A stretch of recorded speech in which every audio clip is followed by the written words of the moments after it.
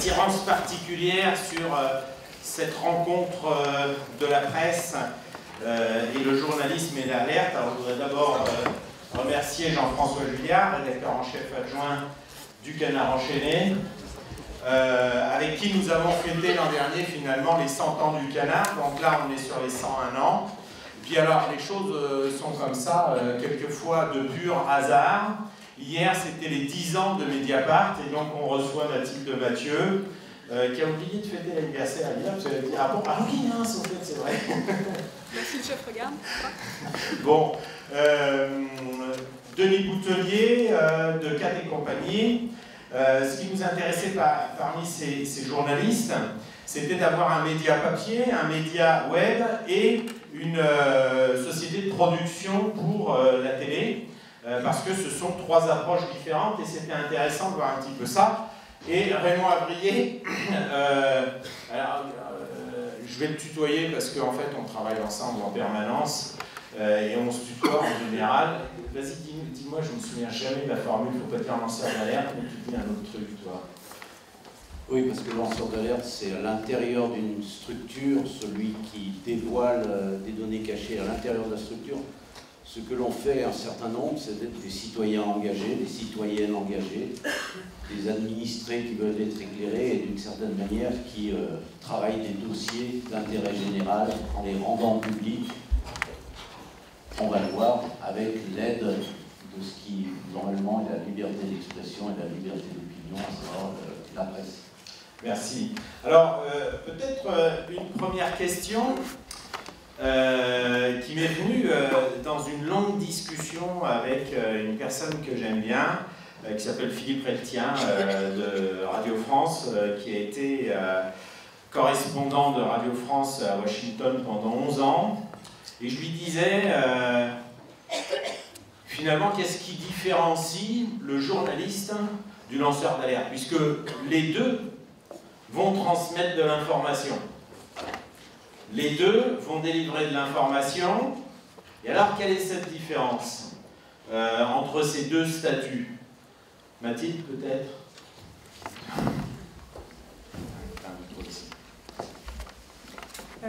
Bonjour à tout le monde. La première chose qui me vient à l'idée, c'est que bien souvent, le lanceur d'alerte, en tout cas tel que moi je le perçois et j'ai pu le croiser dans ma carrière, il est très isolé. Il a souvent, je ne veux pas généraliser, mais collecté dans son coin des données, parfois imprimé des choses, copié des choses, qu'il est tout seul dans son coin à avoir et dont au départ il ne sait souvent que faire. Nous, on est finalement, en tant que journaliste, là pour recueillir non seulement ces données-là, mais ensuite aller les compléter, aller les confronter, d'abord les vérifier, les authentifier, et puis faire un travail de collecte beaucoup plus large dans lequel le lanceur d'alerte va évidemment s'insérer, mais l'alerte c'est le point de départ. Hein, par définition, ensuite, il y a tout le travail journalistique à accomplir. Et qui peut parfois prendre des mois après la rencontre avec le lanceur d'alerte.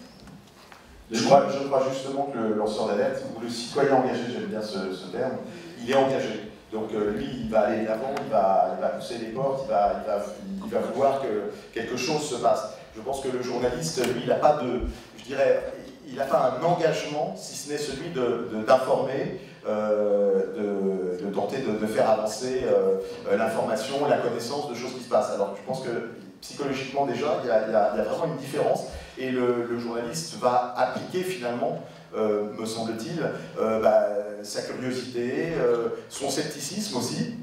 Je pense qu'il ne faut pas hésiter à penser qu'on est parfois, on doit être sceptique, c'est je dirais une obligation, parce que sinon on pourrait enfourner, chevaucher n'importe quel cheval et partir je ne sais où. Je crois que nous on a, et je suis d'accord avec toi, le nombre, le fait que nous on est une structure aussi, qu'on n'est pas tout seul, ça fait qu'on va en parler avec des rédacteurs en chef, des journalistes, des gens avec qui on travaille, on va aller évidemment chercher d'autres sources. Et c'est ce qui fait, je crois, fondamentalement la différence. D'un côté, quelqu'un qui est engagé dans une cause, je dirais, ou presque dans un combat, et nous, je pense, engagés dans un autre combat, qui est le combat de l'information, qui n'est pas exactement, me semble-t-il, le même. Jean-François? Mais tout tout a été dit, la grande différence, c'est la sécurité. C'est-à-dire que quand on est dans un journal, qu'on n'est pas pigiste, c'est hélas un statut qui se généralise, mais quand on est dans une structure, on a cette sécurité, et on a même une sécurité vis-à-vis du lanceur d'alerte qui est notre source, c'est la protection des sources. Mais paradoxalement, cette protection, elle ne couvre pas la sécurité du lanceur d'alerte lui-même. C'est un paradoxe sur lequel il faudra qu'on revienne. Oui, il y a vraiment. Oui, je crois que ce que vient de dire Jean-François Julliard et nos deux autres collègues journalistes avant est très important. Il n'y a pas d'abord un journalisme et une alerte ou un lanceur d'alerte. Il y a des situations très différentes suivant les organes de presse, et il faut quand même le rappeler, en particulier en matière d'indépendance et de confiance pour celle ou celui qui détient des informations qui lui semblent importantes pour l'intérêt général, non pas pour des intérêts privés. Là aussi, il faut être attentif. Il n'y a pas des lanceuses d'alerte autoproclamées. Il y a aussi un travail de doute à émettre dès le départ, de telle sorte qu'on instruise contradictoirement un dossier. Mais par rapport à cette situation, lorsqu'on détient des informations d'intérêt général qui sont parfois basées sur des documents qui ne sont pas vraiment publics ou qui ont été obtenus soit légalement, soit en douce, l'intérêt pour le lancement de l'alerte, c'est-à-dire pour l'accès à une information publique, c'est d'avoir en confiance avec une ou un journaliste la possibilité d'user dans l'intérêt général de la protection que elle ou lui, journaliste, détient, que le commun des citoyens, non pas des mortels, mais le commun des citoyens, des citoyennes, ne détient pas. Exemple, vous suspectez un accord secret passé par un ministre avec un lobby industriel. Vous demandez ce document, on vous dit les communicables de droit, mais le ministre fait un pourvoi en cassation pour annuler le fait que vous ayez obtenu en droit ce document. Il y a un journaliste peut, par enquête, judicieusement guidé, obtenir, lui, ce document et avoir le secret des sources, la garantie du secret des sources, alors que vous, qui pensez savoir où il est, ce document, n'avez pas cette possibilité, sinon vous êtes, en tant que simple administré, passible de détention de documents couverts par le secret industriel et commercial ou le secret de défense.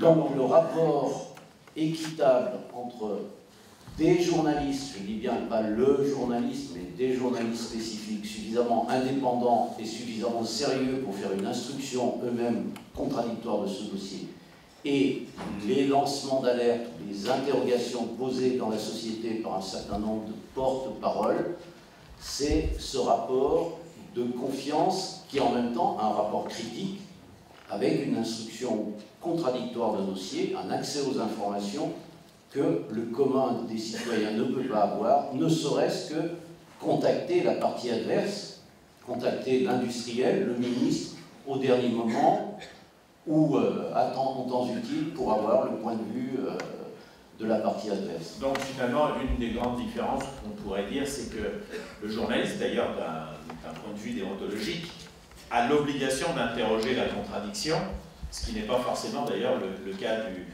lanceur d'alerte, de la personne qui désire publier une information et qui n'a pas ce statut. Et alors, est-ce qu'on peut dire que cette démarche que décrivait Raymond Avrier à l'instant, d'interrogation de la contradiction dans la documentation par le lanceur d'alerte, va lui faciliter, d'une certaine manière, l'accès à vos médias? Jean-François Julliard.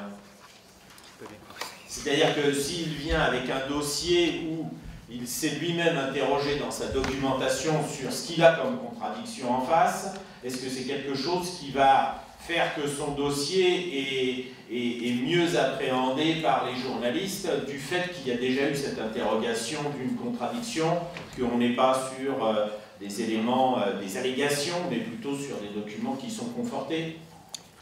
Enfin, les lanceurs d'alerte auxquels j'ai eu affaire étaient plutôt des gens qui essaient de pousser une cause, de faire sortir une information, et c'était a priori pas leur problème de faire une instruction générale sur cette question.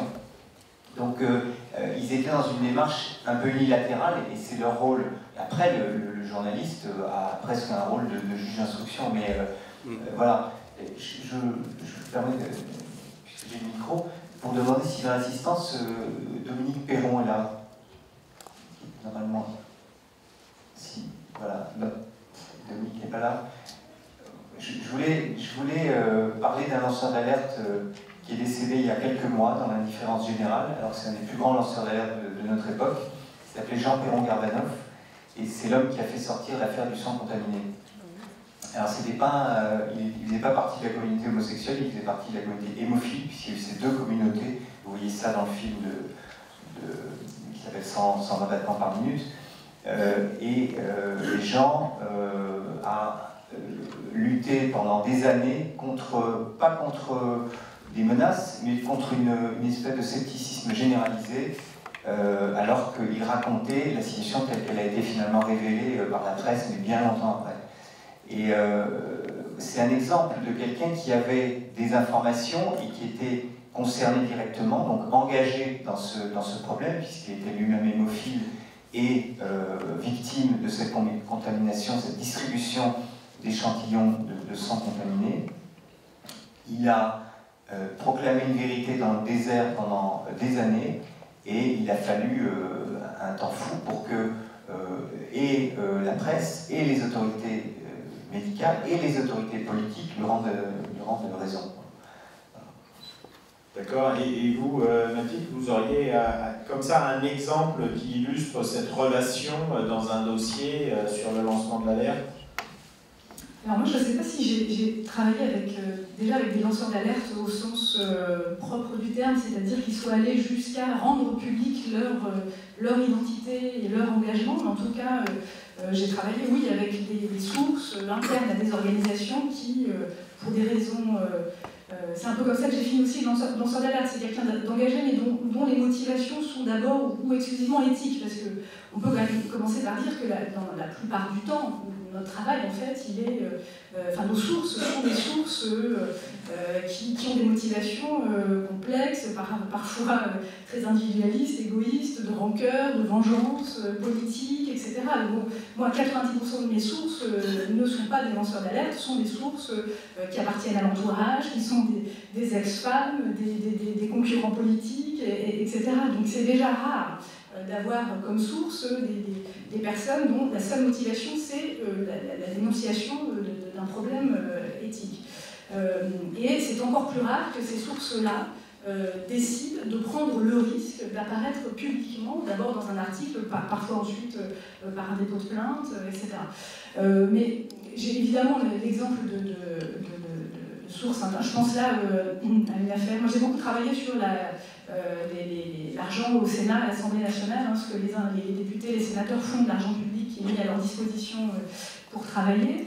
Notamment toute la partie des chèques rétrocédés. Oui, alors les subventions au groupe UMP au Sénat, etc. Mais je pense à une période qui remonte déjà à quelques années où, alors j'ai essayé de faire attention à ne pas révéler l'identité de cette source, même en creux, mais disons que quelqu'un à l'intérieur du Sénat, de bien placé, qui en tout cas avait accès à un certain nombre de documents, a contribué à une série de révélations semaine après semaine dans Mediapart sur les retraites des sénateurs, nous communiquant un document qui était absolument secret à l'époque, qui était le règlement de la caisse de retraite des sénateurs. C'est assez fou, mais c'est un document qui n'est pas public et qui révèle évidemment beaucoup de choses.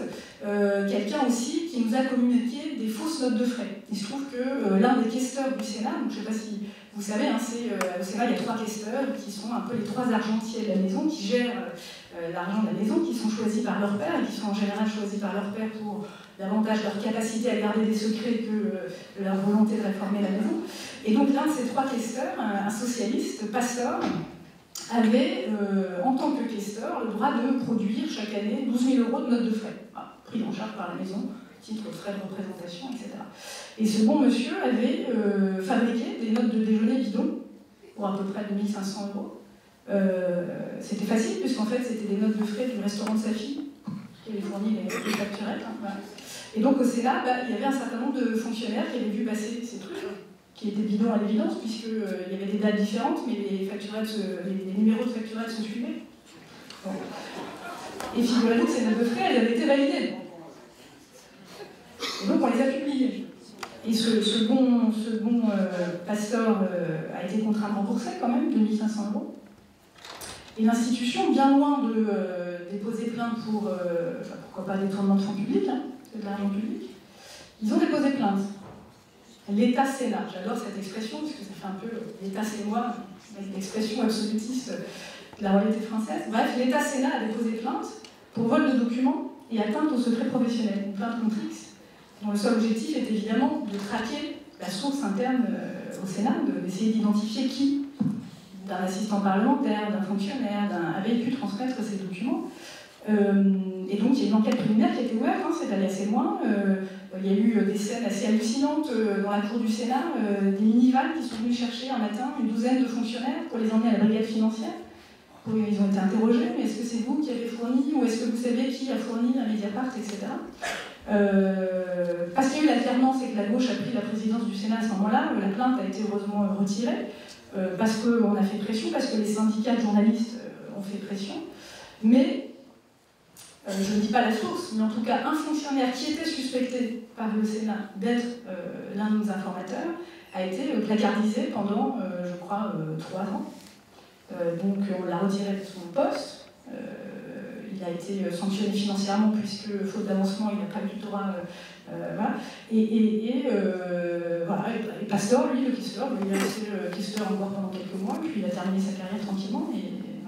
Donc ce qui est intéressant, c'est que dans cet exemple concret, finalement, celui qui est suspecté, ou en tous les cas, les personnes chargées de la mission de service public de contrôle se trouvent eux-mêmes suspectés et sanctionnés, victimes de représailles, alors que l'auteur des faits, lui, oui, il a terminé tranquillement sa vie. Continue tranquillement. Jean-François, vous vouliez rajouter quelque chose, Jean-François Julliard? Dans notre longue histoire, on a été amené à travailler avec des gens qui étaient des sources et qui en fait se sont révélés des lanceurs d'affaires, des lanceurs d'alerte, pardon. C'est-à-dire que ce sont des gens qui, au titre de ce que décrivait Raymond, une espèce d'engagement civique, se sont dévoilés, ont donné leur identité. Dans l'affaire de la feuille d'impôt de Chaban-Delmas, qui est une affaire qui a un petit peu modifié l'élection de 1974, la source a été dévoilée. Dans l'affaire des diamants de Giscard, la source a été dévoilée. Et il y en a une autre qui, elle, a donné son nom à l'affaire, qui est encore plus célèbre, qui s'appelle Gabriel Aranda. Gabriel Aranda, c'était le conseiller technique de plusieurs ministres de l'UDR, c'est les années 70, c'est très vieux. Comme les gens sont jeunes ici, ils n'ont pas connu, mais c'est un gars qui voyait passer toutes les turpitudes de ce qu'on appelait le gaullisme immobilier, c'est-à-dire les grandes affaires de la France qui était en train de se reconstruire à l'époque et qui a donné naissance à des monstres du BTP comme Bouygues, comme la Générale des Eaux, etc. Et Aranda, chaque fois qu'il voyait passer une de ces turpitudes, et c'était souvent sous des formes écrites, mettait ça dans son tiroir. Un jour, il nous a dit, il est venu nous voir, il a dit « je ne peux plus fermer mon tiroir, la pile a tellement... » Donc ça a été le déclencheur. Voilà, il est venu, ça a été assez rocambolesque parce qu'il a enterré des documents dans la forêt Fontainebleau, il a fallu les sortir avec une pelle, bon, c'est étonnant. Et ce gars a accepté dès le début de donner son nom, de prendre le risque de casser sa carrière, c'était un brillant fonctionnaire, mais cette indignation civique qui le faisait agir a fait que voilà, il a fini par ne plus jouer ce jeu qu'on lui demandait de jouer. Et pour donner juste un exemple de ce qu'il a couvert, ce qu'il a en tout cas vu passer, il n'a pas couvert, il était juste conseiller. C'est un exemple entre mille que connaît Raymond, c'est qu'à la station de Val d'Isère, Bouygues a construit des chalets dans des couloirs d'avalanche. Voilà ce que pouvait faire l'affairisme à l'époque. C'est exposer la vie des gens pour des raisons financières. Merci. Denis Coutelier, un exemple, Oui, alors moi je voulais ajouter quelque chose peut-être. Je pense qu'il se noue un rapport entre le lanceur d'alerte et le ou les équipes de journalistes qui vont travailler sur un dossier. Souvent, je pense que ça ne part pas tout de suite forcément de... Vous évoquiez tout à l'heure, est-ce qu'il faut venir avec son gros dossier sous le bras pour intéresser? Souvent, je pense que beaucoup de gens ne viennent pas avec leur gros dossier sous le bras, ils viennent avec une indignation, avec une information, avec quelque chose qui est encore quelque chose d'engagé. Et puis, c'est là que l'interaction avec les journalistes va se faire. Le journaliste questionnant, essayant de valider un certain nombre de choses qui sont dites, cherchant des éléments de preuve, des documents, comme chez vous notamment, mais nous aussi des images. Des images qui peuvent être suffisamment, je dirais, démonstratives de ce qui est de choses qui sont en train de se passer. Je pense, alors j'ai un exemple en tête, on a une enquête qu'on a faite il y a environ un an et demi, sur le train et sur la sécurité de la SNCF. Et est-ce que c'était dangereux de prendre le train et de voyager sur nos petites ou nos grandes lignes, mais surtout sur nos petites lignes françaises. Et on a rapidement été contactés par des cheminots, mais qui ne souhaitaient pas du tout apparaître, parce qu'ils ne voulaient pas être virés par leur hiérarchie après. Ces cheminots nous ont alertés sur l'état de délabrement de voies ferrées. Et alors, ils ont commencé à nous parler, à nous dire voilà, sur telle ligne, etc. Et on a dit, ben oui, formidable, mais qu'est-ce qu'on a comme élément? Ah oui, mais c'est très difficile d'aller là-bas parce qu'aller sur une voie ferrée, c'est interdit, ça appartient à la SNCF, etc. On a dit, oui, mais il va falloir qu'on avance dans cette enquête ensemble. Et je dirais qu'une relation s'est nouée, ça a pris du temps, de part et d'autre, et finalement, évidemment, ils ont fini par trouver des documents qui montraient qu'effectivement les voies n'étaient pas entretenues comme elles auraient dû l'être. On s'est aperçu qu'à la SNCF, il y a, je sais pas, mettons, tous les 5 ans, il faut passer sur telle voie, bah, là, ça faisait 7 ans, 8 ans, etc., que ça n'avait pas été fait. Et puis, comme on fait de la télé, la différence peut-être, on avait besoin d'images, et finalement, ils ont été amenés à prendre, je pense, plus de risques que ce qu'ils avaient imaginé au départ, pour nous emmener voir, filmer sur des voies ferrées, ce qui était strictement interdit. Donc là, ça les mettait vraiment porte-à-faux avec leur entreprise. Et je suppose que si, on peut comprendre qu'ils aient souhaité rester anonymes, s'ils avaient été détronchés, j'allais dire, si leur direction les avait identifiés, elle a essayé de le faire, elle n'y a pas réussi. Je pense qu'ils auraient pu être licenciés pour faute professionnelle, pour faute grave, enfin je ne sais pas exactement, enfin licenciés dans des conditions très difficiles. Et donc ils ont été amenés à prendre, c'est ça qui me semble intéressant, plus de risques que ce qu'ils avaient imaginé au début. Au début, ils venaient nous raconter une histoire qui était une vraie histoire, mais il nous manquait d'éléments de preuve, et finalement il a fallu aller loin. Et c'est pour ça que j'insiste, je pense que c'est très intéressant cette relation qui se noue entre le ou les lanceurs d'alerte et le ou les équipes de journalistes qui travaillent avec eux.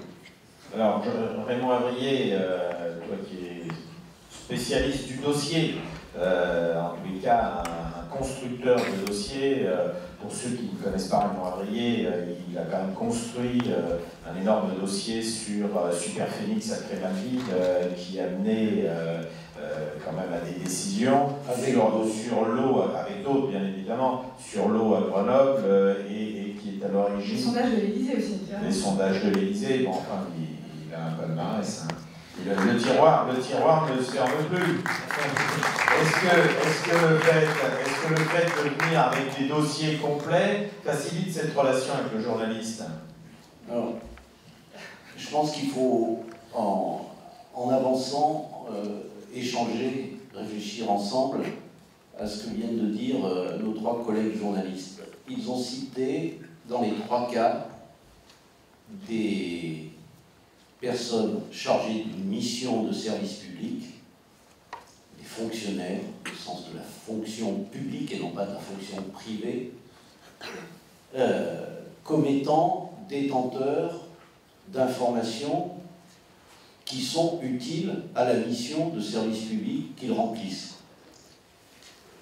Et donc, la question qui nous est posée n'est pas simplement celle de l'alerte lancée sur des affaires ou des cas personnels, mais de ce qui normalement constitue la décision publique elle-même, les biens communs, qui est que ces décisions concernant l'entretien des installations du réseau ferré, qui est notre réseau ferré, public, même si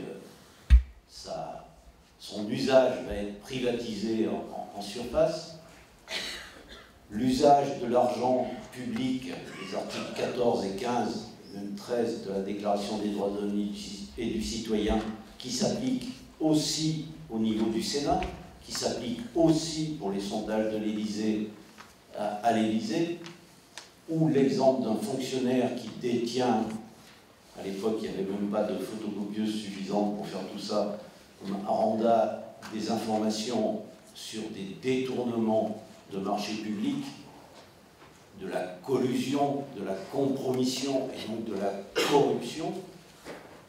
Ces personnes sont amenées, ce qui est quand même doit nous interroger, à faire un pas de côté alors qu'ils sont en plein dans leur mission de service public en saisissant des autorités de contrôle qui ne fonctionnent pas et donc en saisissant la dernière autorité de contrôle dans une république, chose publique, et dans une démocratie qui est la presse.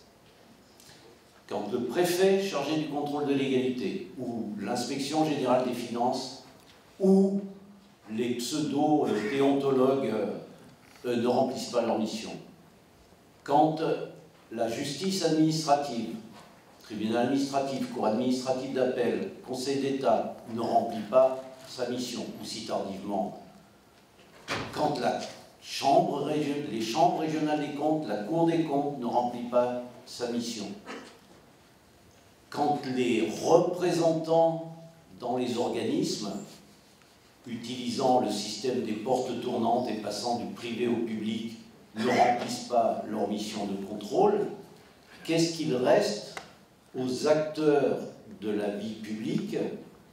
Mais c'est valable aussi dans les entreprises, aux acteurs de la vie privée, lorsqu'il y a des abus de confiance ou des abus de biens sociaux. Qu'est-ce qu'il leur reste? Eh bien, il leur reste à monter, en effet, comme cela se disait, des éléments de preuve qui vont être soumis, et c'est quand même un triste État, si je puis dire, État avec un grand E ou État avec un petit E, que de soumettre ce dossier à une instruction contradictoire, ce qui est normalement le cadre de la République, pour prendre une bonne décision, une décision en connaissance de cause, une décision éclairée. Ils vont être contraints de le soumettre à l'extérieur avec, si possible, des journalistes de confiance qui eux-mêmes appliquent leur charte déontologique, les règles qui s'appliquent à eux, et qui vont instruire contradictoirement ce dossier, ne pas prendre pour la science infuse ce que quelqu'un a lancé comme ça, mais l'instruire et faire en sorte que les affaires publiques deviennent publiques. Alors, merci.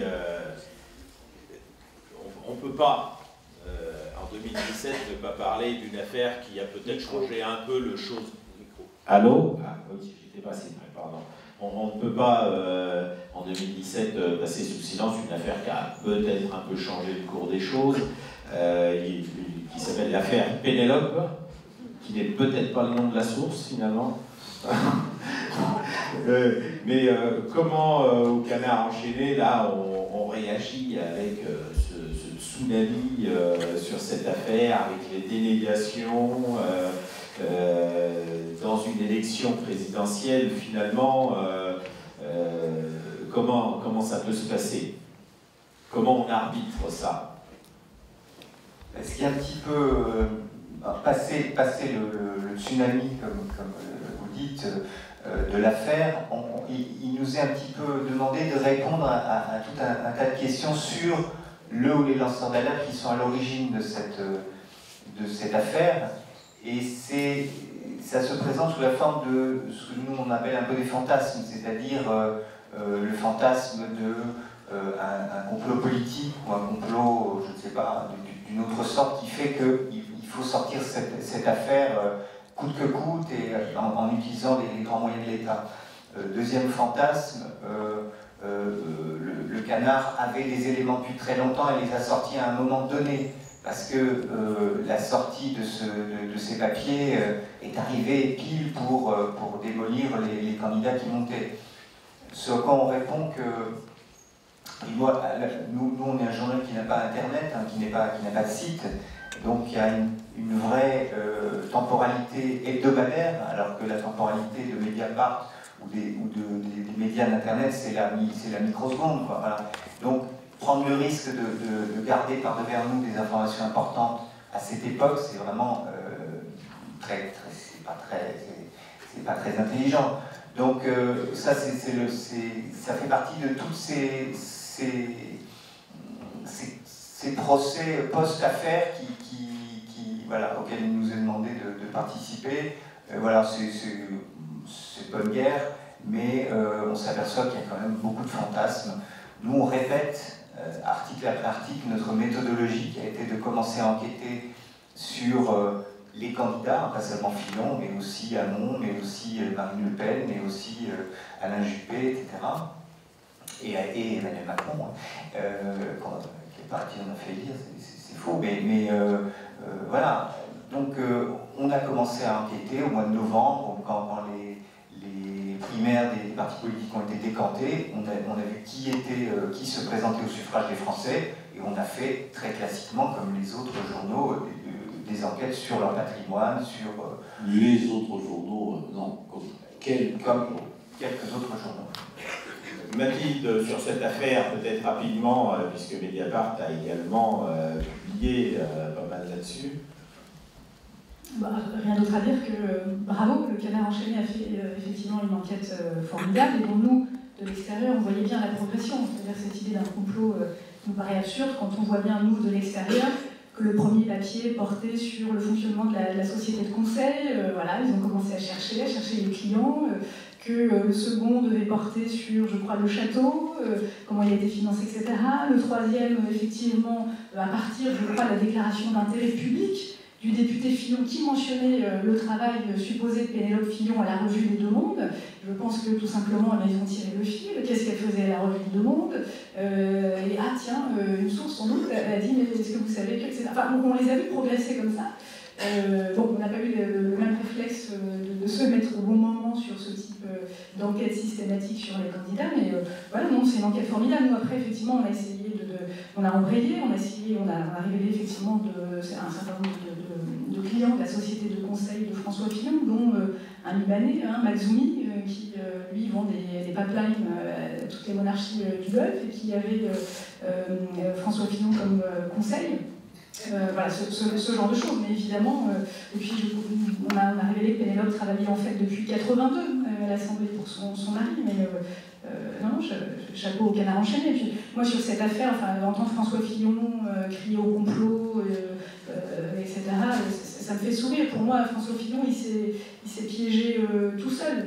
Voilà, et l'Assemblée s'est piégé tout seul à force de refuser la transparence sur l'identité des assistants parlementaires, à force d'entretenir cette opacité. Bon ben voilà, c'est un écosystème qui favorise l'abus d'argent public au lieu de l'empêcher, qui est un système pousse au crime, dans lequel un certain nombre de députés se sont retrouvés entre guillemets, piégé par eux-mêmes, voilà, et François Fillon, il est candidat à la présidentielle, il s'est piégé lui-même, voilà, ça fait 30 ans qu'il dirige l'argent public, enfin, présomption d'innocence, hein, mais voilà, il s'est piégé lui-même, il n'a pas été piégé par Macron, je ne sais qui d'autre.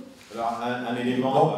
Non, je vais juste dire, évidemment, formidable enquête. Moi, je trouve, et c'est juste un commentaire, c'est que cette enquête du Canard, principalement, et de Mediapart aussi, mais principalement du Canard sur Fillon, ce qui est génial, c'est qu'on la voit quasiment se dérouler devant nous, sans en connaître les lanceurs d'alerte, sans en connaître les sources. on voit, comme tu le dis, Fillon tomber dans les pièges les uns après les autres, dire quelque chose pour se défendre, et de nouveau, on voit les journaux contre-enquêter ce qu'il dit, on voit cette contre-enquête devant nous, donc je trouve que c'est assez exemplaire pour essayer de comprendre comment ça peut marcher, je trouve, une enquête journalistique, et évidemment, il n'y a évidemment pas de complot là derrière, il y a juste quelqu'un qui est pris dans les phares et qui, à mon avis, n'a pas les réactions qui lui permettent de se planquer. Alors, juste, pardon, Raymond, un instant, juste sur la puissance du média télévisuel dans cette affaire. Donc, bien sûr, il y a les enquêtes de chacun des médias, mais il y a à un moment, un point, je ne sais pas s'il est de basculement, mais la publication dans l'émission d'Élise Lucet, là, je ne sais pas quelle est la boîte de prod qui avait filmé ça. Est-ce que vous pouvez nous en parler, Denis? C'est l'équipe d'Envoyé spécial qui a sorti ça. Ils ont eu, donc c'est pas moi, même si je travaille avec Envoyé spécial dans un certain nombre de cas, c'est pas nos équipes du tout qui ont fait ça. Ils ont eu aussi, je crois, eu d'excellents réflexes, c'est-à-dire qu'ils se sont dit qu'est-ce qu'on peut trouver comme image. Parce qu'on ne peut pas lutter avec le canard sur une info, sur un doc, enfin, on peut, mais c'est très compliqué.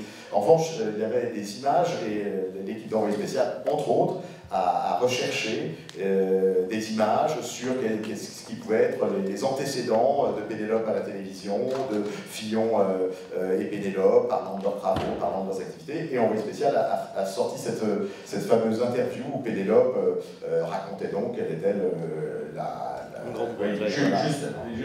François, est-ce que ça a été un point qui a fait bouger le dossier?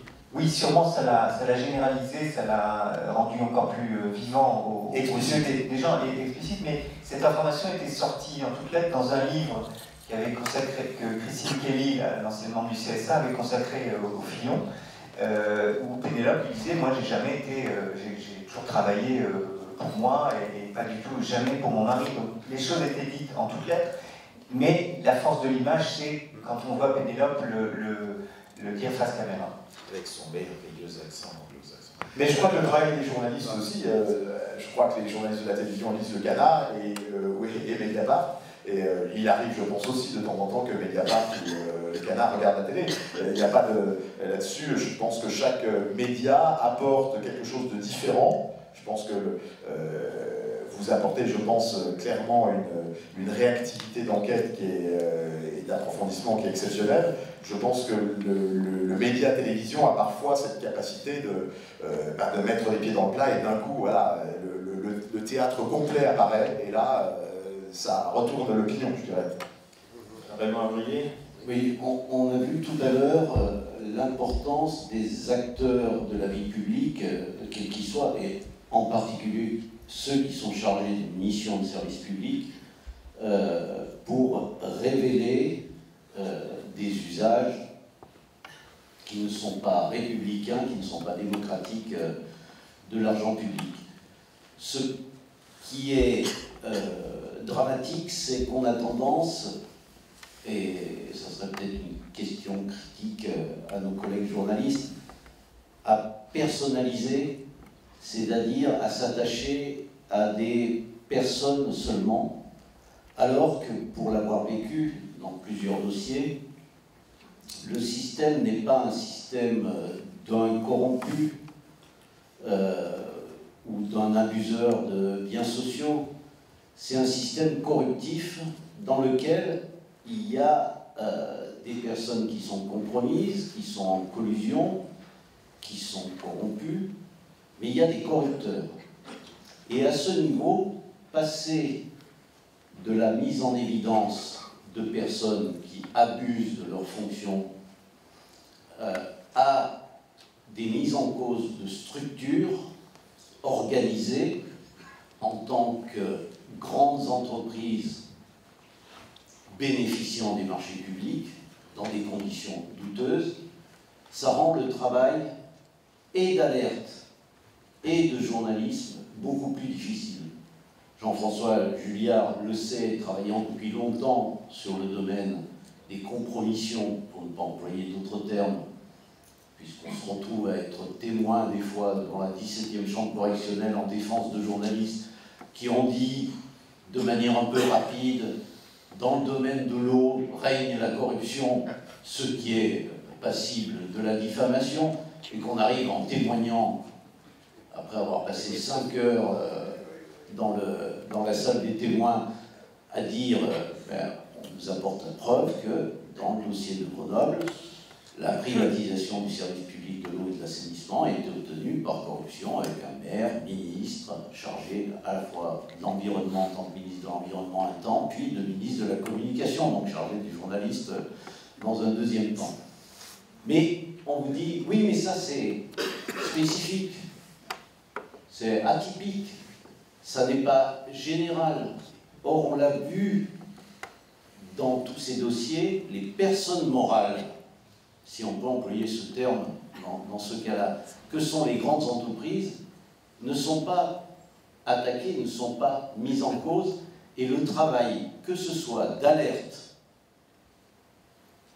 ou de journalisme, est beaucoup plus compliqué car il suppose de s'attacher à de gros dossiers avec des enjeux très importants sans obligatoirement détenir l'ensemble des éléments de preuve ou alors d'être obligé d'avoir une ténacité et une longue durée qui est contradictoire non pas avec les organes de presse, les représentants journalistes que nous avons là qui ont du temps parce qu'ils ont de l'autonomie et qui ne se bornent pas à faire des tweets mais ils travaillent longtemps sur des enquêtes. Et ça suppose du temps, donc une complète contradiction avec l'organisation de la presse, d'une part, et en particulier avec la presse quotidienne régionale, qui, elle, par exemple, dans le dossier de Grenoble, a censuré l'ensemble des conférences de presse que l'on faisait pendant des années pour révéler le système corruptif qui avait été mis en place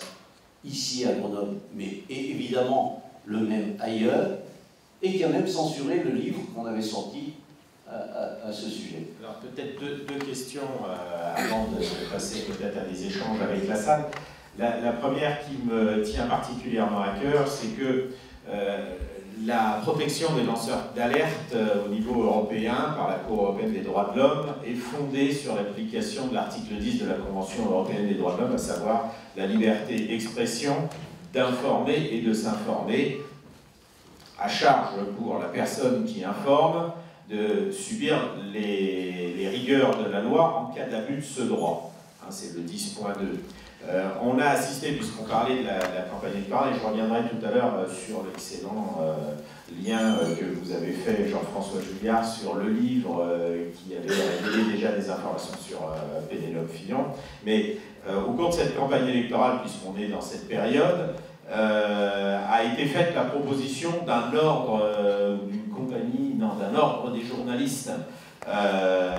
Et je pense qu'on ne peut pas avoir ici une discussion sur la presse et sur le monde politique sans parler de ce que ça peut représenter, cette proposition d'un ordre des journalistes au moment où des affaires sortaient. Mathilde Mathieu. Une question difficile, mais je crois qu'à Mediapart, on n'y est pas très favorable. Il existe déjà des règles déontologiques posées, écrites, hein, la charte de 72, c'est ça, Jean-François, je me corrige. Texte 32, vieux texte. Quand on voit ce qu'est le système économique, médiatique, aujourd'hui à qui appartiennent un certain nombre de grands journaux, de grands médias, etc., nous, à Mediapart, qui sommes comme le Canard absolument indépendants, en tout cas de pouvoir économique, etc., on n'est pas très favorable à ce qu'un ordre déontologique qui serait forcément le reflet de ce que sont aujourd'hui les médias et à qui ils appartiennent, qu'un ordre tel que celui-là vienne nous expliquer jusqu'où on peut aller trop loin. Voilà. Nous, on n'est pas très favorable. Je ne sais pas pour le Canard. Oui, on est un peu sur la même ligne. Quand on parle de... Vous savez que là, on va être obligé de faire des chartes d'éthique. Ça, c'est le gouvernement, enfin, c'est la loi qui nous l'impose. Donc, tous les médias vont faire leur charte d'éthique. Et quand on fait ça, je ne peux pas m'empêcher de penser à l'affaire de Grenoble, où au moment où on sortait toutes ces choses sur l'eau, sur la corruption, sur le mélange des gens entre un ministre et des affaires privées, la plus belle charte d'éthique qui existait, c'est celle de la Lyonnaise des Eaux, de M. Jérôme Monod. Voilà, donc je pense qu'il y avait un conseil de l'ordre des banquiers, certes, il dirait de très belles choses, mais ça ne les empêcherait pas de continuer à essayer de gagner beaucoup d'argent et quelquefois par des moyens pas très légaux. Mathilde, vous voulez rajouter quelque chose? On a évidemment des réflexions, non seulement déontologiques, mais en plus sur là par exemple, on est en train de se demander s'il ne faudrait pas que les journalistes, à l'instar de ce qui est demandé aujourd'hui aux politiques, ou à des fonctionnaires, ou à des magistrats, publient une déclaration d'intérêt. Je crois que plusieurs titres sont en train d'y réfléchir. Il y en a un qui s'appelle Contest, qui est un site internet qui travaille beaucoup notamment sur le Parlement, l'Union européenne, etc. Ce site vient de mettre en ligne, je crois, cette semaine ou la semaine dernière, les déclarations d'intérêt de tous ces journalistes. Ça, c'est une démarche qui peut être intéressante, que le lecteur puisse savoir d'où on parle, quels sont éventuellement nos liens d'intérêt. C'est pas simple à mettre en place, ça titille un peu, etc. Mais on est en train de. Enfin, notre société des journalistes est en train d'y réfléchir. Oui, Denis. Non, je voulais juste dire que j'ai l'impression, enfin moi je ne suis pas très favorable non plus, je ne connaissais pas cette proposition d'un ordre des journalistes. C'était Marine Le Pen qui a fait cette proposition. D'accord. Je pensais que vous étiez tous au courant, mais je pensais que c'était une Et j'y suis pas très favorable. précisé. J'ai l'impression, non, ce que je voulais dire, c'est que j'ai l'impression que d'abord, on a effectivement une déontologie, je pense, on fait notre travail, on essaie de le faire de manière déontologique, et puis surtout, il y a la justice, qui est là pour, si on fait des conneries, si on raconte des conneries, si ça nous arrive d'être attaqué en diffamation, de devoir aller défendre notre travail d'enquête, etc. Donc je crois que la justice est là pour sanctionner d'éventuels débordements quand il y en a. Il est possible qu'il y en ait, mais en tous les cas, voilà. Donc je crois qu'il n'y a surtout pas besoin de mettre encore plus d'ordre là-dedans. Alors je rappelle juste parce que il y a eu des tables rondes sur le service public hier et je pense que c'était extrêmement intéressant. Pierre-Philippe est peut-être dans la salle, mais sur les aspects, on a essayé de traiter sur ce salon des livres et de l'alerte l'ensemble des thématiques. Je rappelle simplement que sur le droit d'informer, c'était pas écrit comme ça, mais ça relève quand même cette capacité à exprimer une pensée, la liberté d'expression, de l'écrire, de la publier, sauf à subir en cas d'abus de ce droit les rigueurs de la loi, c'est l'article 11 de la Déclaration des droits de l'homme et du citoyen. Je le rappelle là encore à nouveau parce que à chaque fois il faut rappeler que l'article 10 de la Convention a été articulé avec « vous avez un droit, mais ce droit implique une rigueur d'application et dans tous les cas un engagement personnel qui peut être sanctionné en cas d'abus », c'était déjà écrit en 1789. J'insiste toujours un petit peu sur ce texte qui finalement est un peu le génome de la République quand même, donc je trouve que c'est toujours intéressant. Alors Jean-François Julliard, tout à l'heure vous avez fait une petite incise sur un livre. On est ici dans un salon des livres et de l'alerte, puisque ça permet de dire qu'on parle des bouquins, mais ça permet aussi de dire qu'on parle de la transmission de l'alerte puisqu'on délivre l'alerte et un peu de la protection et de la libération de cette alerte puisque délivrer l'alerte peut être aussi pris sous cette forme-là. Est-ce que dans vos activités professionnelles de journaliste, la rencontre avec un livre a déclenché quelque chose sur des dossiers bon, je vois que Denis Boutelier sourit un petit peu, c'était juste... Je souris parce que pour la fin de documentaire, on s'est rencontrés un jour, je crois, dans une réunion d'Anticor avec Daniel Ibanez et vous étiez en train de promotionner un livre sur le tunnel Lyon-Turin. Dont je ne connaissais pas grand-chose, à vrai dire, et puis on m'a parlé, puis j'ai lu votre livre, et on s'est dit, mais il y a une enquête à faire là-dessus, et c'est devenu un film qui est passé dans Pièces à conviction sur France 3. Donc, effectivement, un livre, ça, de mon point de vue... Est-ce qu'il y a eu d'autres exemples? Je n'ai pas spécialement à faire cet exemple personnel, mais est-ce que d'autres exemples comme ça, de l'importance du livre dans votre activité de journaliste? Jean-François Julliard? L'affaire de la Nef sur laquelle j'avais travaillé a été partiellement racontée dans un livre qui émane des deux premières sources de cette affaire. Ça n'a pas été au tout début, mais ça a été assez rapide. Comme le livre n'était vraiment pas un travail de professionnel, qui n'avait pas tout des idées de plans, etc., c'était un peu confus. Mais il est vrai qu'il y avait beaucoup de choses de cette affaire. Mais j'ai pas tellement d'autres exemples. Mathilde, Mathieu? Non?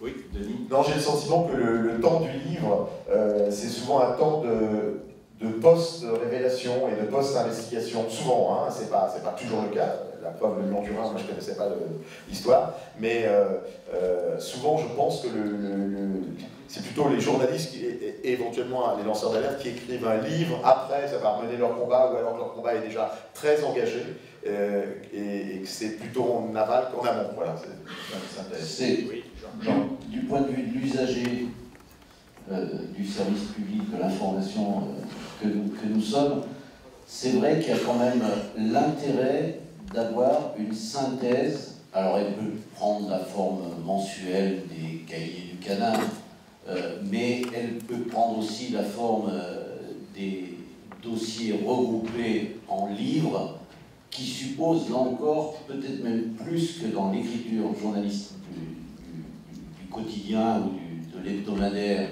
du journaliste, d'être blindé du point de vue des faits. Car un livre, d'une certaine manière, est encore plus puissant certaines fois, parce qu'il reste, que le blog, le site ou le petit entrefilet dans la presse. Et de ce point de vue, le fait que des journalistes regroupent l'ensemble de ces informations dans un dossier qui devient un livre est quand même un élément utile, alors excusez du grand terme, mais à l'histoire. Ça laisse une trace qui est d'une certaine manière beaucoup plus forte à ce niveau-là. Donc, il y a un travail nécessaire. Alors, il peut être le fait des journalistes qui ont mené l'enquête, il peut être un collectif autour de journalistes ou à plusieurs, il peut être également une coopération entre des gens qui ont apporté le dossier et les journalistes, au risque parfois pour les journalistes, ce qui avait été mon cas, d'être licenciés par leur employeur public, France Télévisions, France 3, Alpes, à l'époque, parce qu'ils avaient écrit un livre sur la corruption, alors que le maire était ministre de la communication, avec un citoyen engagé. Mais je pense que la synthèse dans un ouvrage d'éléments issus d'une enquête qui a été déroulée par session est quand même un élément utile qui est plus ou moins fait par les journalistes, mais qui me semble, du point de vue du lecteur, du point de vue des citoyens, des citoyennes que nous sommes, quelque chose d'important. Merci pour cet appel au livre. Peut-être d'abord Jean-François Julliard, dont il a rajouté. En illustration de ce qu'a dit Raymond, il y a, je pense à ce très bon livre de l'équipe de Mediapart, enfin de journalistes, Fabrice Arfi et Karl Lasclet, sur Sarkozy et l'argent des biens, qui est vraiment une synthèse, mais qui, moi, m'a plus frappé que certains articles de Mediapart. Enfin, c'est une synthèse, donc ça reste l'œuvre de Mediapart. Et j'avais un autre exemple, qui, lui, est un livre de pure révélation, à mon sens, qui n'a donné lieu à aucun débat en France. C'est le livre qui a été écrit il y a 2 ans par 3 personnes, dont un journaliste, mais aussi un chercheur, et je crois un deuxième chercheur africain, sur le Cameroun. C'est l'histoire d'une guerre secrète menée par la France entre 1956 et 1962 au Cameroun, contre une tribu qui s'appelle, contre une ethnie qui s'appelle les Bamileke, avec une dimension génocidaire, et ça n'a donné lieu à aucun débat en France. Et cette histoire n'est pas de l'histoire ancienne, elle continue à faire propager ses effets dans le Cameroun moderne et dans les relations franco-camerounaises modernes. Je vais juste dire un petit mot, c'est plus pour la blague, mais ça arrive aussi que ce soit les personnes qui font l'objet de révélations, je pense là à Thomas Thévenoud en fait, qui sortent des bouquins et qui arrivent à faire de l'argent sur leur propre affaire. Et donc Thomas Thévenoud, qui, on a fini par le comprendre, en fait, est tombé parce que Mediapart venait de poser des questions sur sa situation fiscale. On ne l'a pas compris tout de suite, puisqu'il a été, en fait, voilà, il se trouve qu'on avait l'information et que j'ai commencé à passer quelques coups de fil et que dès le lendemain des premiers coups de fil, il a sauté et lui-même raconte en fait dans son bouquin après comment effectivement Manuel Valls lui dit écoute Thomas, en fait ça y est, Mediapart est au courant, tu fais tes affaires et tu t'en vas. Et ben lui, il a eu peur de rien, donc il a fait un bouquin pour raconter toute son affaire, etc. Un bouquin d'ailleurs dans lequel il croit, il affirme connaître la source de Mediapart, il se plante. Hein. Il croit que c'est une vengeance politique et que c'est un socialiste de Saône-et-Loire qui aurait déposé sur Montpellier son dossier fiscal. C'est absolument pas ça l'histoire, mais bon, voilà, ça fait des ventes. Voilà, donc je ne crois pas, je ne sais pas si les libraires Catherine et Gilles du Presse-Papier sont là, mais je ne crois pas que le livre est en vente ici. Par contre, j'avais entendu la semaine dernière que François Hollande, finalement, était peut-être même au courant du problème fiscal de François Desvigneaux et qu'il n'a pas réagi assez vite, encore une fois. Voilà. Je vous propose peut-être qu'on commence un échange avec la salle. Il nous reste une demi-heure. Je vous demande d'essayer de faire des interventions courtes, peut-être plus des questions.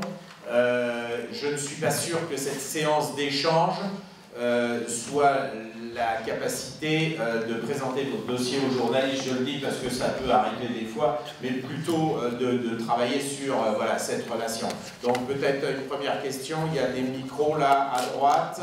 On va essayer, voilà, un petit peu sur demande. Tout d'abord là-haut à droite. Merci. Oui, merci de me redonner la parole. Serge Rader, je suis pharmacien. Alors, surtout pas d'ordre. Hein. J'en sors.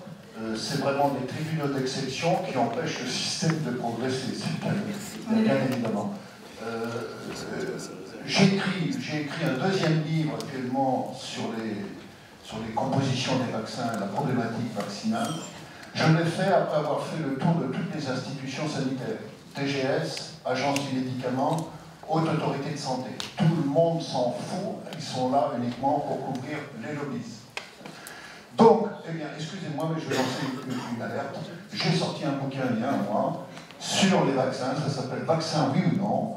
Il est dans toutes les rédactions, et j'attends les journalistes courageux, pas trop, je ne tape pas sur les journalistes, mais surtout sur leur direction, qui ne veulent pas engager le sujet des vaccins, qui est un mot tabou en France. Bon, alors, ça n'était pas vraiment une question. Peut-être là devant, il y avait un micro.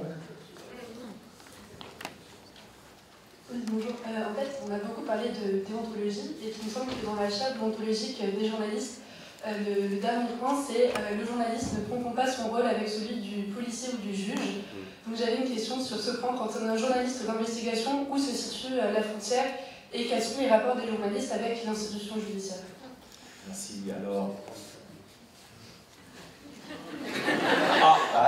On n'a pas le pouvoir de mettre des gens en prison, Dieu merci. On n'a pas le pouvoir de les interroger sous la contrainte, Dieu merci. On n'a pas le pouvoir de réquisition bancaire, ça je l'invite beaucoup aux policiers parce qu'ils font une réquisition bancaire, ils ont accès au compte de quelqu'un.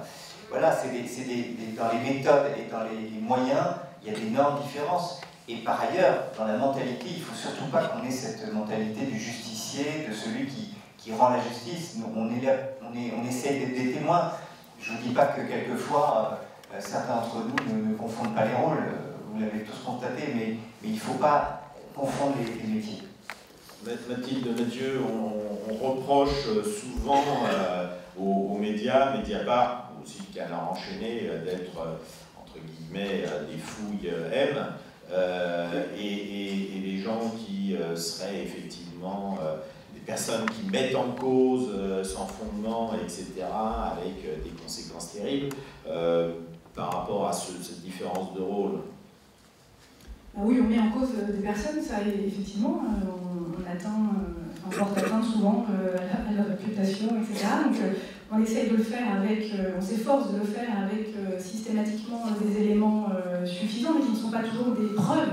C'est-à-dire qu'il nous arrive, à l'inverse évidemment des magistrats, de publier des articles mettant en cause des personnes, parce qu'on a accumulé suffisamment de témoignages, suffisamment d'éléments pour qu'on ait acquis la conviction que ces éléments sont réels, sans que pour autant on ait des preuves matérielles, ou qui seraient en tout cas considérées comme des preuves devant un tribunal. Après, bon, à la différence d'un magistrat, nous, on n'a pas besoin de caractériser une infraction pour que notre histoire mérite d'être racontée, que des faits méritent d'être dénoncés. une histoire peut mériter d'être racontée parce qu'elle pose des questions, qu'elle révèle un comportement pas éthique qui ne relève pas pour autant d'une infraction pénale.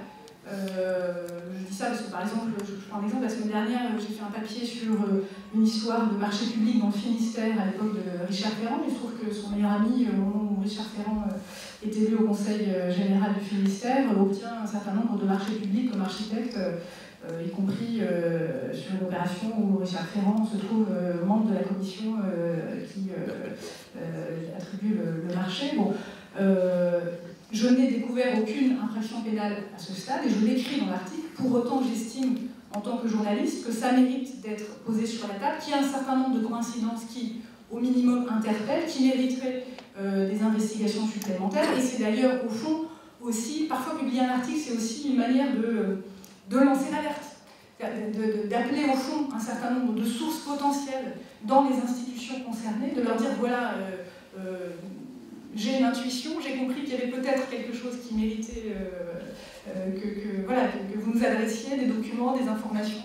Voilà. Après, l'article est évidemment, je crois, prudent. D'ailleurs, Richard Ferrand n'a pas fait de droit de réponse, etc. Enfin, c'est vraiment deux rôles très différents. Après, les relations entre journalistes et magistrats et policiers, ça mériterait des heures de discussion. Elles existent évidemment. Voilà, on a des sources dans le monde judiciaire, on a des sources dans le monde policier. On les manie avec prudence, on a en tête qu'il y a des risques d'instrumentalisation, que c'est pas parce qu'un magistrat ou un policier nous parle qu'il dise vrai. Enfin, voilà. Denis Boudelier. Non, je voulais juste ajouter que, d'accord avec Jean-François Julliard, on n'a pas les mêmes méthodes du tout et les mêmes moyens d'enquête que les capacités de faire des perquisitions. Par exemple, que les magistrats et les policiers. Mais je dirais aussi qu'on n'a pas le même objet, le même objectif. Je pense que leur job, eux, c'est la loi, ils ont à voir avec la loi. Nous, c'est l'intérêt du public. Nous, c'est ce qui est... on s'attaque à des... où on traite des sujets qui ont à voir avec les pouvoirs, avec ce qui la vie des citoyens. Donc je crois que l'angle de travail, il est complètement différent. Puis je dirais qu'on s'attaque souvent, on a en face de nous, sans s'attaquer, mais on a souvent en face de nous des pouvoirs. Je ne suis pas sûr que ce soit toujours le cas des policiers qui ont parfois en face d'eux, justement, qui ne sont pas forcément, je dirais, face à des pouvoirs, et ils ne sont pas réputés pour finalement être, comment dire, pour pas travailler plutôt en direction de ceux qui ne peuvent pas se défendre que l'inverse. Alors que nous, je pense qu'on traite essentiellement de sujets qui concernent des gens, des pouvoirs qui donc ont énormément de moyens pour se défendre face à notre travail, je dirais, par exemple, des moyens juridiques, des avocats, le lobbying, on en a parlé tout à l'heure, etc. Un mot sur le sujet, avant votre question. Oui, pour ne pas généraliser, on ne peut pas parler du journalisme, on ne peut pas parler de l'alerte, mais il faut quand même être conscient qu'il y a aussi parmi les médias, les directions, et y compris les journalistes, des journalistes, je dirais, de main courante, c'est-à-dire qui relayent les informations telles qu'elles ont été enregistrées par les services de police dans la journée, etc. Et qu'à ce niveau, en particulier dans la presse quotidienne régionale, les faits divers sont la page qui fait le plus vendre avec les pages sport. Donc il y a une économie à laquelle nous contribuons en nous attachant à cette information non contradictoire, mise sur la place publique sans instruction sérieuse, dans laquelle, du côté de la population comme du côté de la presse, on amplifie parfois des phénomènes de rejet qui sont au-delà de ce qui est le propre de la démocratie. Une autre question à droite. Oui. Bonjour, avec beaucoup d'humilité, je me permets de revenir sur l'affaire du Crédit Mutuel CIC, dont vous avez dû la connaître, qui a été longtemps... Élise Lucet, je crois que c'est cache investigation. Nicolas Vescovaci était ici oui, hier.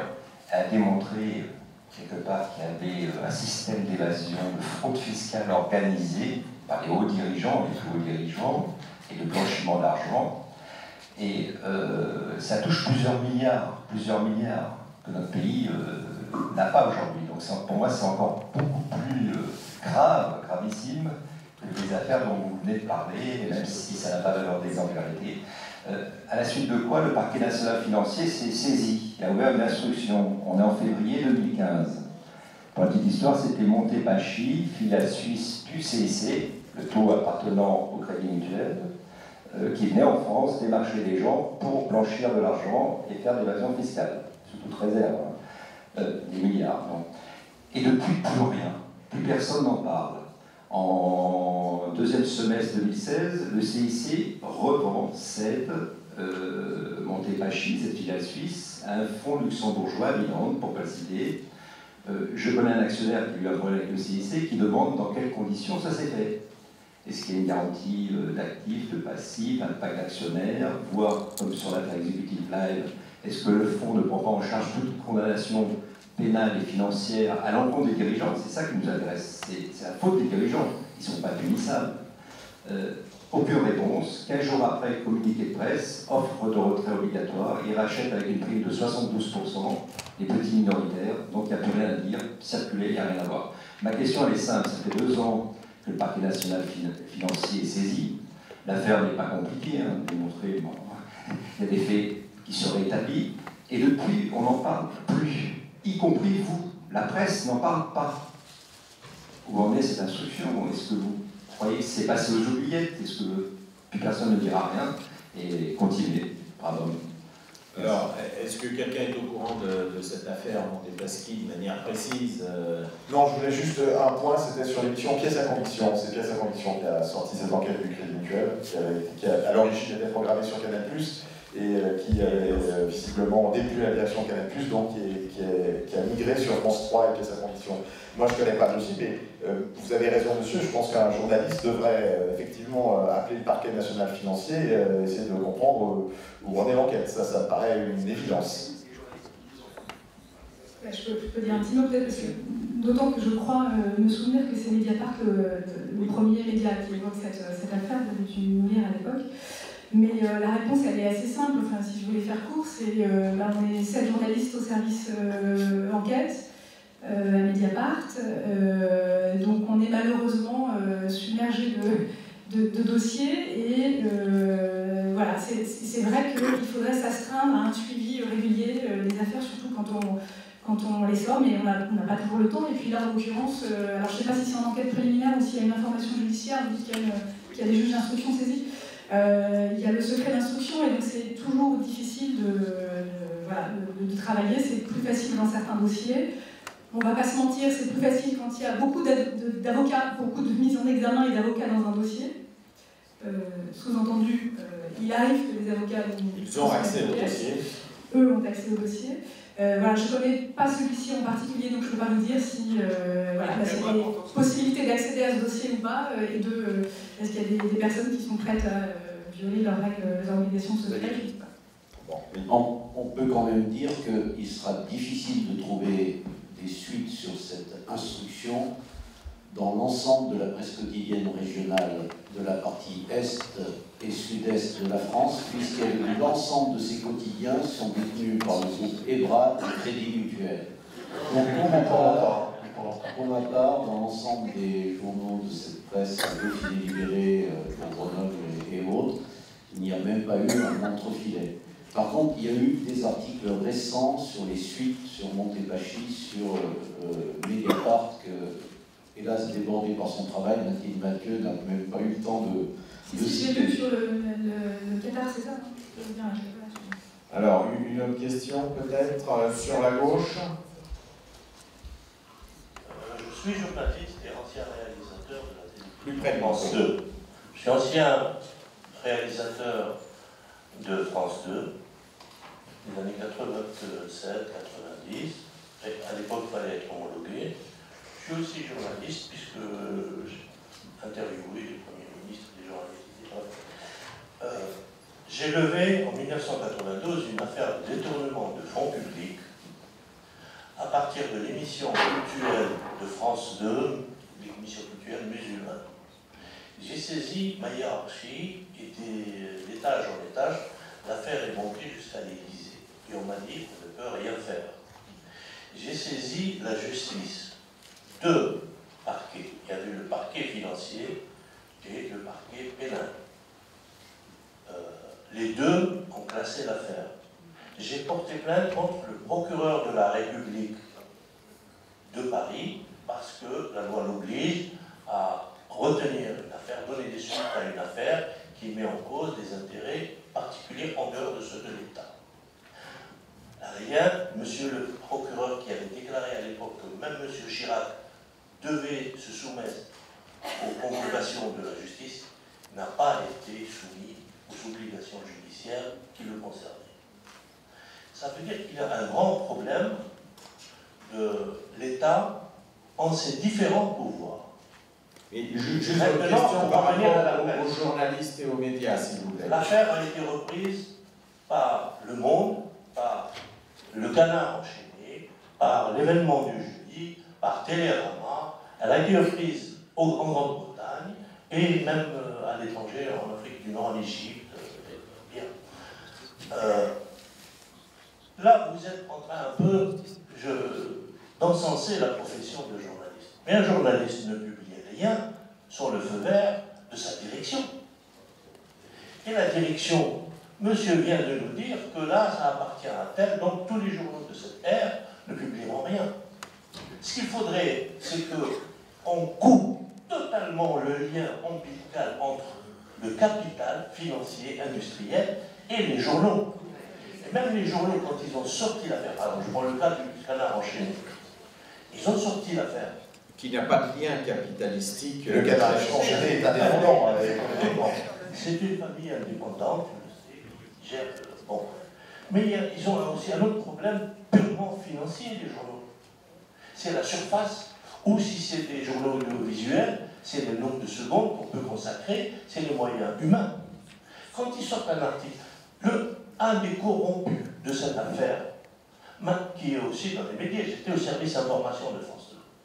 Il a dit, mais Abdella, tu sais bien, chaque journal, selon sa tendance politique, va sortir l'affaire une fois, et puis le lendemain, il sera pris par le flux d'informations et il va changer de sujet. Par contre, ce qu'il faudrait obtenir, c'est un fonds indépendant qui permette aux journaux d'assurer un suivi des affaires, mais un suivi non seulement d'investigation, mais d'affichage en termes de pagination. Si on sort une affaire et demain on n'en parle plus, ça va faire le buzz d'une semaine et c'est fini. Et bien, les gens dont je vous parle aujourd'hui, ils dorment sur de confortables coussins d'argent public volé. Alors, merci pour ce témoignage. Donc, j'en profite pour dire que si on veut une presse indépendante, il faut qu'elle ait un peu les moyens, et donc il faut acheter les journaux, s'abonner aux journaux et pas seulement consommer l'information, parce que pour qu'il puisse y avoir une chaîne économique qui fonctionne, il faut effectivement qu'elle soit aussi alimentée et que le travail soit rétribué. Oui. Ou accepter de payer une redevance, à mon avis, c'est important pour ce qui concerne la télévision, pour que certaines chaînes soient moins dépendantes des intérêts économiques. Parce que ce que vous dites, monsieur, je sais pas, c'est vrai évidemment avec la presse écrite, vous avez évoqué, Raymond Avrier, la presse quotidienne régionale dans votre région, enfin, c'est particulièrement vrai, c'est le gros problème de la télévision. La télévision, sur 7 ou 8 chaînes en France, une bonne moitié appartient clairement à des groupes économiques qui ont à la fois un objectif qui est de gagner de l'argent, le plus d'argent possible, et un deuxième aussi, de éventuellement ne pas parler de ce qui les fâche, voire étouffer les affaires qui les fâchent. Donc ça fait que et là, notamment sur les marchés publics, par exemple TF1 Bouygues, mais aussi M6, et évidemment Canal+ depuis quelques années.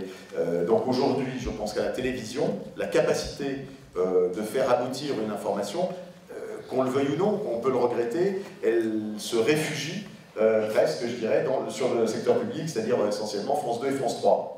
À mes yeux. Et donc c'est pour ça que je dis, le prix à payer, c'est pas seulement de consommer de la pub, mais c'est surtout de payer sa redevance. Je pense que c'est le prix pour avoir une information merci de cet enchaînement. C'est le CSA, juste un instant, s'il vous plaît. s'il vous plaît. Hervé Beauchamp, personne n'était impliqué dans ce détournement d'argent. D'accord, on va essayer de répartir la parole. Donc ça doit être une instance indépendante, élue par les journalistes. Monsieur, et par le public. nous allons essayer de répartir la parole. Juste une question, parce qu'on ne peut pas avoir aujourd'hui une discussion sur le lancement d'alerte, sur l'information et sur la qualité de l'information, et merci de l'enchaînement de Denis Boutelier, sans parler des restrictions budgétaires imposées aux émissions d'investigation du secteur public, puisque si effectivement il faut payer une redevance pour avoir une télévision publique, l'information et l'actualité récente nous montrent que ce qui est appelé contrainte budgétaire peut être utilisé d'une autre manière. Peut-être un mot là-dessus, Jean-François Julliard. Je crois que les choses sont sorties. Ça s'est vu aussi sur la façon dont, je crois, tout l'ensemble des missions chapeautées par Élise Lucet s'est vu demander de redéfinir ces sujets. C'est-à-dire qu'on va désormais donner une plus grande place à la consommation, à l'actualité heureuse et à des sujets plus consensuels. Voilà. C'est pas seulement le budget, c'est aussi ne gênons pas et ne fâchons pas trop. Mathilde, Mathieu. Non, je voulais juste mettre une petite touche d'optimisme. Il y a quand même ces derniers temps un certain nombre de médias locaux d'investigation qui se sont créés, qui sont en train d'essayer de trouver un modèle économique. Je pense à Marseille, à Mars Actu, mais aussi à Médiacité. C'est un site, on avait un partenariat avec eux à Mediapart. Ils ont créé un Médiacité à Nantes, à Toulouse, à Lyon, à Lille. Ils essayent de le faire. Et donc c'est juste un petit mot pour dire que de la même manière que dans l'alimentation, on dit consommer local, c'est bien, mais c'est bien aussi de consommer des investigations locales et de s'abonner, de défendre des titres comme ça qui essayent de se développer à côté, sinon contre certains titres de la presse régionale qui sont détenus par des grands groupes et qui... Ce qui permet d'avoir un circuit court d'information aussi dans les régions intéressantes. Oui, Denis Boutelier. Non, je trouve bien cette idée d'un peu d'optimisme. Ce que tu dis est très, très intéressant. Je dis aussi que, me semble-t-il, la France n'est pas le pire des pays en matière de secret. On voit quand même, on lit des choses dans la presse, on voit des choses, des enquêtes de qualité, parfois à la télévision et à la radio, notamment à Radio France. En France, donc je trouve que évidemment tout ça est un combat qui doit être mené en permanence, mais enfin pour autant je ne serais pas catastrophiste ou alarmiste. Peut-être une petite incise si je peux l'autoriser. J'entends souvent des récriminations sur le métier de journaliste qui n'aimerait pas forcément les affaires, etc. Ce que je voudrais dire quand même, c'est qu'après une affaire Pénélope Fillon, le candidat est quand même arrivé en 3e position. C'est-à-dire que sur des affaires qui sont levées, publiées, il est de notre rôle de citoyens intéressés aux affaires publiques aussi de renchérir dessus. On parlait tout à l'heure de l'affaire du Crédit Mutuel qui a eu une diffusion à la télé, mais je n'ai pas vu de grands mouvements s'organiser pour dénoncer ce qui avait été et amplifier ces mouvements. Et ça, je crois aussi qu'il faut qu'on le sache et qu'on se le dise, c'est de notre responsabilité d'exercer nos droits citoyens. J'allais dire en appui, je ne sais pas si c'est la bonne, mais en tous les cas en redéveloppement de ce qui avait été fait. Voilà. Une autre question sur la droite. Bonsoir. Donc, cela fait maintenant 2 jours que j'entends les témoignages plutôt touchants d'ailleurs de très grosses affaires qui sont sorties ces dernières années. J'étais également présente il y a 2 ans lors du premier salon du livre, qui n'avait duré que 24 heures pour les événements que l'on connaît. Ma question... C'était le 14 novembre 2015, pour ceux qui ne le savaient pas, et donc nous avions accueilli pour cette première occasion les personnes qui se présentaient, mais sans faire vraiment le salon. Oui, mais enfin, c'était quand même assez riche d'enseignements pour ma part. Ma question est pour les petites affaires comme la mienne, quel espoir pour les petites affaires comme la mienne, qui deviennent d'une banalité consternante. Moi, ça fait 5 ans maintenant que je défends le beefsteak de pauvres bonnes femmes dont l'enjeu est simplement 700 € par mois. Donc comment vais-je arriver au bout du truc, quoi, alors que mon patron escroc en est à 50 entités créées, et je ne dis pas ça parce que j'arrive de Marseille, 50 entités créées en 5 ans. Donc des structures, des SARL, etc., et qui déménagent tous les 5 minutes de Paris à Cannes, à Nantes. Donc moi je me déplace auprès des différentes instances qui sont très vite pas concernées puisque il a déménagé aussitôt, quoi. Donc là j'avoue que j'arrive au bout du truc et je sais pas trop comment intéresser les impôts. Tout le monde a le droit de faire de l'optimisation fiscale, ce sont leurs réponses classiques. Voilà, donc quel espoir pour les petites affaires comme la mienne? Alors, il va être peut-être difficile de répondre à la question parce que sans connaissance du dossier, ça me paraît difficile. Mais on a des espaces de discussion, notamment au sein de la librairie, et donc il est vraiment intéressant qu'on essaye de sortir. Peut-être que là aussi, le livre et peut-être l'écriture, passer de l'alerte à la lettre est peut-être une des solutions, mais je ne pense pas que vous puissiez répondre grand-chose, peut-être Raymond.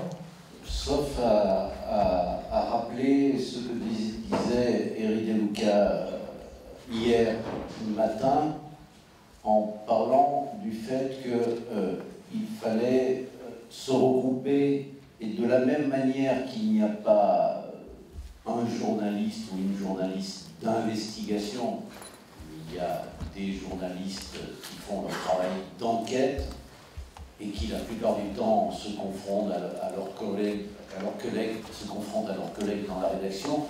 De la même manière, il n'y a pas une alerte, un lanceur ou une lanceuse d'alerte. Il y a la nécessité rapidement d'être dans un petit collectif. Ne disons pas une association, une grosse structure, car souvent les moyens manquent, les personnes manquent, mais en tous les cas, d'utiliser les formes d'action collective de telle sorte de ne pas être isolé et d'être dans un rapport qui est quand même un peu plus assuré.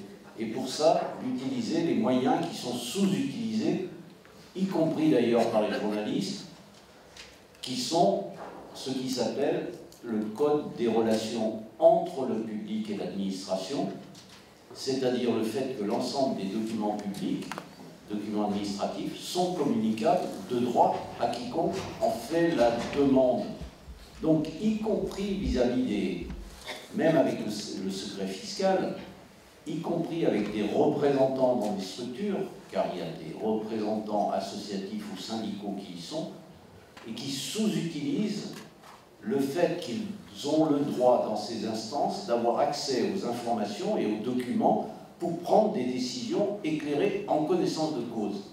Souvent, ils font, et nous faisons, de la revendication, de l'incantation, c'est scandaleux, sans poser des actes, et en particulier faire en sorte qu'on ait les documents, y compris d'ailleurs avec l'article L124-1 du Code de l'environnement, qui fait que toutes les informations relatives à l'environnement sont communicables de droit dès qu'elles existent, sous quelque forme que ce soit. Et donc nous avons un rôle à jouer qui nous est attribué, là encore, par la Déclaration des droits de l'homme et du citoyen. Je vous rappelle, article 15, la société a le droit de demander compte à tout agent public de son administration.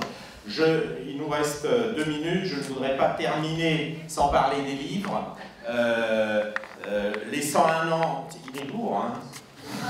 Les 101 ans du Canard, mais je voudrais aussi parler, puisqu'on parle de la presse, d'une collection Reporter Seuil qui, là encore, reprend de nombreuses affaires. Peut-être Mathilde de Mathieu, des livres qui vous tiennent à cœur. Je vais citer à nouveau le livre de Fabrice Arfi et Karl Lasquet qui ont enquêté depuis 2011 chez nous sur le financement par le régime de Kadhafi de la campagne de Sarkozy en 2007. Et qui est un livre formidable parce qu'effectivement, même quand on a lu au fil des années les articles, mais de manière éparse, là ce qui est frappant, c'est comment le puzzle se reconstitue, tout s'assemble et comment même les personnes qui doutaient de ce schéma complètement fou d'un financement par un dictateur d'une campagne présidentielle, ou en tout cas l'enrichissement de proches de Nicolas Sarkozy, comment ce schéma devient complètement crédible, quoi. Denis Boutelier, non, pas de livre. Moi, j'ai pas de livre en tête, là. Non, Raymond Abrier, non plus. Alors, une toute dernière question, la dernière, où sont les micros, là? Ah, pardon, là, j'ai repris tout le monde de court, excusez-moi, ils n'avaient plus les micros. Alors, j'en profite pendant que le micro arrive. Voilà, à 18h, ici, aura lieu le micro arrive. À 18h aura lieu une projection du film Les Sentinelles en présence de Pierre Pézra, en présence d'Inès Léraud, d'Eliane Patriarca et également d'Annie Tebomoni. Là encore, c'est de l'information. Vous savez que des non-lieux ont été requis dans les affaires de l'amiante, ce que je me permets de qualifier à l'antenne de scandaleux. Et donc, voilà, je vous invite à y venir. Je voudrais, puisque c'est la dernière grande rencontre de ce salon, vous dire que ce salon, et c'était un petit peu ce que je voulais dire tout à l'heure, est organisé par des bénévoles qui n'ont pas des moyens et des relations monstrueuses avec la presse. On ne se connaissait pas avec Mathilde Mathieu, on s'est rencontrés pour la première fois avec Jean-François Julliard, on s'est rencontrés par hasard avec Denis Boutelier. Voilà, ce que je veux vous dire, c'est que tout ce qui est fait ici est à la portée de chacun d'entre nous. Il faut juste en prendre conscience et le faire. Et il y a beaucoup de gens qui parlent politique. Je voudrais juste dire, avant la dernière question, qu'il serait bien de conjuguer le mot politique avec le verbe faire plutôt qu'avec le verbe dire. Votre question? Oui, bonjour, merci. Donc je me présente, je suis Thierry Kabyle, et je voulais savoir s'il y a des sujets extrêmement tabous, tels que le trafic d'organes. Je rappelle qu'il y a eu une loi qui est sortie qui s'appelle la loi Touraine, et qui dit désormais que chaque Français n'aura plus son mot à dire car leurs organes appartiennent à l'État. Cette loi est sortie suite au combat que je mène depuis 17 ans pour ma mère qui a été assassinée dans un hôpital pour lui voler son organe. Aujourd'hui, on ne sait pas où est le corps. Le corps a été... Ils ont falsifié l'autopsie en mettant le cadavre de quelqu'un d'autre. Je me suis retrouvé donc, après 2 exhumations, à trouver des contenus de cercueil différents. Donc aujourd'hui, je sais, et sans l'ombre d'un doute, que si les personnes qui malheureusement le jour de la Toussaint vont prier sur leur tombe, il n'y a rien en bas. Parce que nous, c'est des souvenirs qui nous rapprochent de cette tombe, mais eux, c'est 250 000 €, qui est un sac de 250 000 € qui était enterré. Donc l'affaire est relativement grave, elle concerne tous les Français, et je voulais savoir quelle est votre position là-dessus. Je pense que ça va être un peu compliqué parce que là encore, enfin, voilà ce que je disais tout à l'heure hein, sur les questions, si vous voulez, sur le métier de journaliste, je pense que vous avez alerté pour le coup, et donc il doit y avoir des gens qui vont peut-être s'intéresser à ça. Je pense qu'il y a des journalistes dans la salle. Faire une réponse précise me paraît un peu difficile sur le cas. Voilà, ce que vous dites semble problématique. De là à peut-être avoir une réponse, je vous demande, non pas spécialement.